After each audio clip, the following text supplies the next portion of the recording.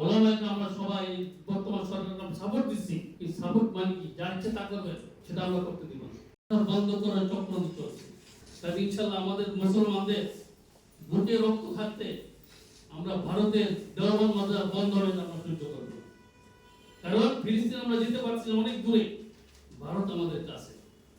তাই ইনশাআল্লাহ আমরা জান মাল দিয়ে রক্তের বিনিময়ে ভারতের মুসলমানদের সে অফেস্টেডের নতুন আইন আমরা ইনশাআল্লাহ বন্ধ করতে আমরা বাধ্য হব। দ্বিতীয় হলো আজকে নারী নীতিমালা, তাদের যে নীতিমালার সংস্কার তাদের প্রস্তাবগুলো বললাম আশ্চর্য হয়ে যাবেন আপনারা। ছেলে মেয়ের সমান সম্পদ অধিকার।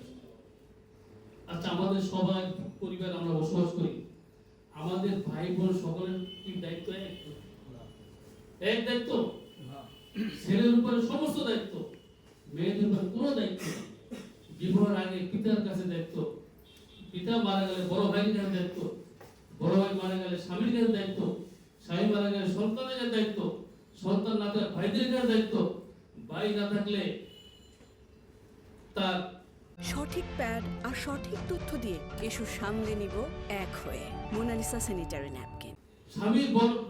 স্বামীর সন্তানদের দায়িত্ব, সন্তান না থাকে মেয়েদের কাছে কোনো দায়িত্ব নেই, সব দায়িত্ব পরিত্যাগ করে। সমান অধিকার কেমনি হয়? আল্লাহ দিচ্ছেন তো ছেলেদেরকে ডাবল, যেহেতু খরচ বেশি।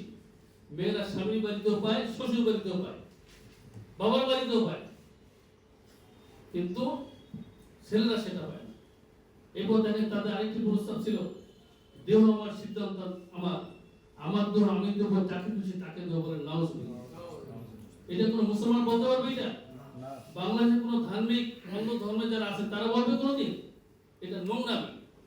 কাজে এই সরকার শান্তিতে আছেন, ওলামাকে আমরা সবাই বর্তমান সরকারকে সাপোর্ট দিচ্ছি। এই সাপোর্ট মানে কি, যা ইচ্ছে তা করবে সেটা আমরা করতে দিব না।